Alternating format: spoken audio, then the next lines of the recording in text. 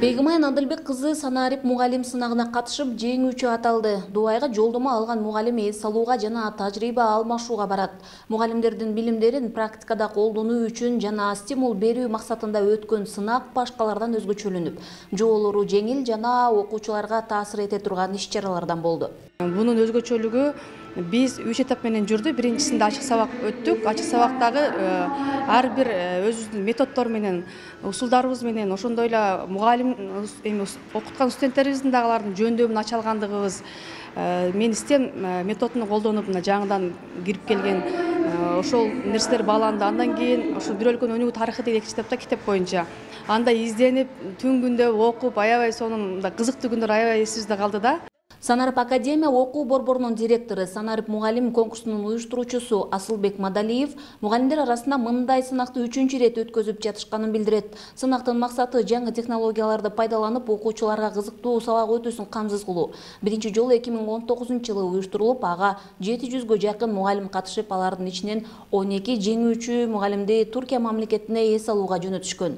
Ал эми Санарип мугалим Дубай сынагы да уюштурулуп, бүгүн жыйынтыгы чыкты. Азыр Санарип мугалим Дубай конкурсуна жалпы 280 мугалим катышты.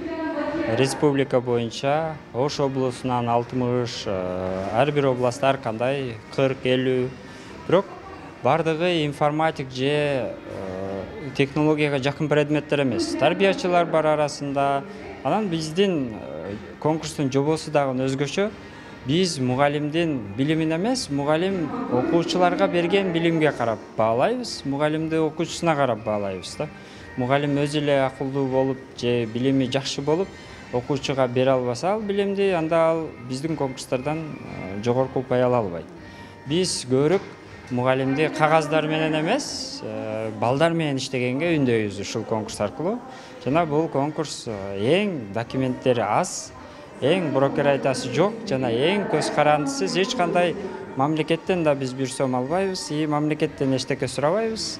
Жана өзүбүз каржылап, бул эч кимге көз карандысыз конкурстардын бири деп ойлойм. Уюштуруучулар өлкөдөгү мугалимдердин басымдуу бөлүгү бир дагы чет мамлекетке барып көрүшкөн эмес дешет. Алар жеңүүчү мугалимдерди чет өлкөгө алып чыгып, алардын жеке өсүүсүнө чоң мотивация жасашууда. Коңшу мамлекеттерге алып барганыбыздын себеби жаңы нерселерди көрсүн, билим берүү системасын байкасын, жаңылансын деген максатты көздөйбүз дешет. Педагогдор да бул сыяктуу иш-чаралар мугалимдердин жаңы багытта өнүгүүсүнө багыт берет дешет. Бир эле Баткенде башталган ушул иш-чара өлкөбүздүн башка аймактарында ичине камтып баратат. Негизи мындай иш-аракеттер мугалимдердин чеберчилигин эле арттырбастан, алардын ишке болгон кызыгуусунун дагы күчөшүнө шарт түзөт. Бирок адилеттүү болсо, жана түшүндүрүү иштери мыкты деңгээлде жүргүзүлсө. Себеби конкурста жеңүүчүлөр болот, анан жеңбей калгандар андан көбүрөөк болот да. Жеңбей калгандардын көңүлү калуу деген оорудан сактап калууну да кошо ойлонгон болсо, анда баардык эле конкурстар жакшы максатына жетет. Көп конкурстардын жыйынтыгы ошол жеңилүүчүлөрдүн саны көптүгүнөн улам, жеңүүчүлөрдүн аз экендигинен улам гана айрым бир нааразылыктар жаратпаса, жалпы жыйынтыгын алганда негизи шыктандыруучу иш-аракеттерден деп билем.